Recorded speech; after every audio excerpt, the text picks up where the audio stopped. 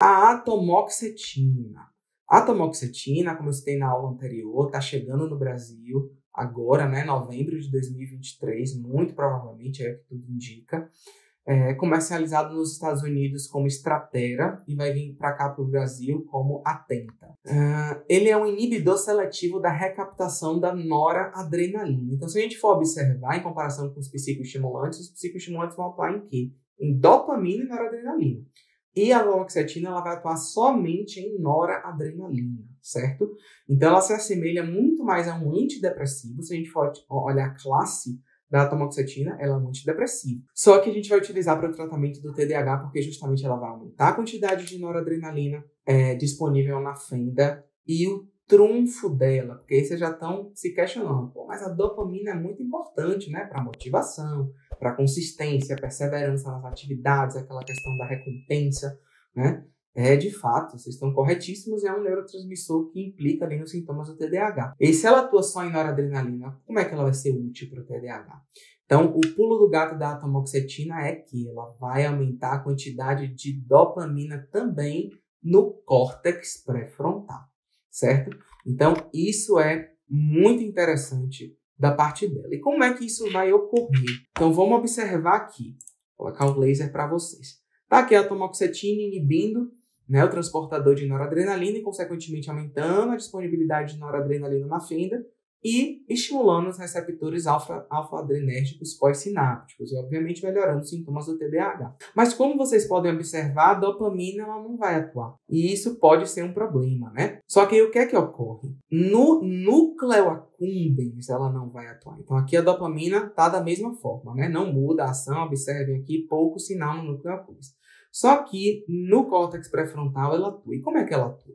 No córtex pré-frontal, a gente vai ter uma quantidade muito reduzida dos receptores, dos transportadores, na verdade, de dopamina, dos DAT, que a gente viu. E aí, a maioria da dopamina no córtex pré-frontal vai ser recaptada por quem? Pelo NAT. Então, o NAT vai desempenhar esse papel de recaptar dopamina no córtex pré-frontal.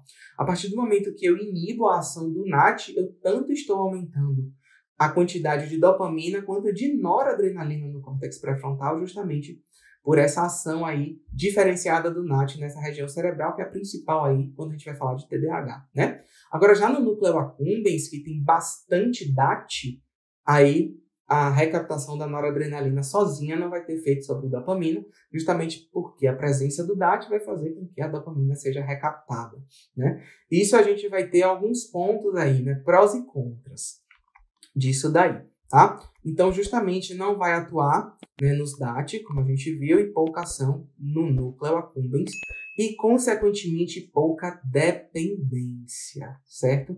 Então, se eu não atuo efetivamente no núcleo accumbens, consequentemente, eu não vou aumentar a quantidade de dopamina lá no centro de recompensa e, consequentemente, eu vou reduzir muito o potencial de abuso desse paciente, porque eu não vou estar gerando euforia. A gente também vai observar, né, o efeito positivo nos tics, por exemplo.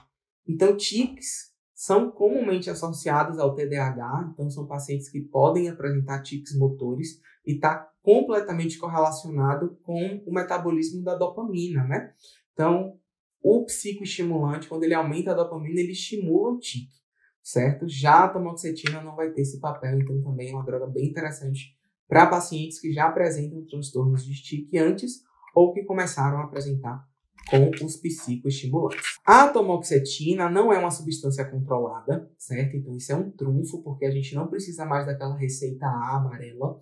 Então fica muito mais fácil para esse paciente de ter acesso à droga, à receita branca, né? Então poucos médicos têm a receita amarela. Quando a gente fala de teleconsulta, não precisa estar enviando receita física para esse paciente, de fato fica muito mais fácil. Ela vai ter uma dose aí entre 40 e 100 miligramas por dia, tá? Mais ou menos, obedecendo aí a regra de meio a 1,2 miligrama por quilo, tá, do paciente. Então, a gente usa o peso do paciente para determinar a dosagem. Outra coisa, justamente, a gente vai precisar ajustar pelo peso.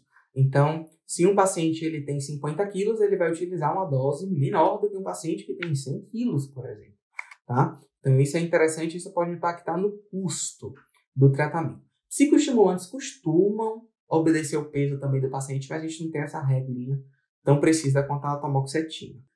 Outra questão da atomoxetina, por ser um antidepressivo, ela vai atuar como um antidepressivo, ou seja, vai levar tempo para fazer efeito. Então, os psicoestimulantes são drogas de efeito imediato. Primeiro uso, lá o paciente já está observando os efeitos positivos. Já a atomoxetina, ela vai levar tempo, né? 2 semanas para começar, 4 para ter uma semana, ou para ter um pico de ação interessante. Mas, assim, bom mesmo, ideal para a gente avaliar a resposta, 8 semanas, tá? Então, é uma droga que leva tempo para fazer efeito. A gente precisa ter paciência, instruir o paciente, chamar a atenção dele para isso. Porque às vezes o paciente está utilizando há 2 semanas, não estou notando nada. Exato, não está notando nada porque não é esperado. Vamos aguardar porque vai acontecer. Ele não interromper o uso porque não está notando, né? Assim como o contrário também é válido. Eu já vi alguns discursos, né, de profissionais chegarem para o paciente utilizando psicoestimulantes que a droga vai levar tempo para fazer efeito, quando na verdade é uma droga de efeito imediato. Psicoestimulante, primeira dose já é para ele notar diferença, certo? Então nada de ficar esperando muito tempo, tá? Você que é psicólogo precisa saber disso para ter noção temporal, né, se está funcionando ou não a medicação, para pedir para o paciente procurar o psiquiatra dele. E aí pode ser utilizado em combinação com estimulantes, sabe que interessante? Então, se um paciente, ele, por exemplo, ele está usando 30 mg de Venvanse, né, que é a dose mínima, né? Venvanse tem 30, 50 e 70 mg de apresentação. Aí está usando 30 mg. 30 mg ele tolerou, porém foi fraco, não melhorou tanto. Aí a gente aumenta para 50. 50 ele já notou efeitos terapêuticos significativos, mas aí a tolerabilidade já apertou um pouco, já começou a ter mais efeitos colaterais, já ficou mais difícil, insônia ali, pegou mais. O que é que a gente pode fazer? Manter os 30 mg, né, do Venvanse, por exemplo, e associar com a atomoxetina, quem sabe até numa dose mais baixa. E esse paciente, ele pode ter uma tolerabilidade elevada com eficácia elevada, tá? Então é uma das estratégias, mas obviamente pode ser utilizado sozinho também.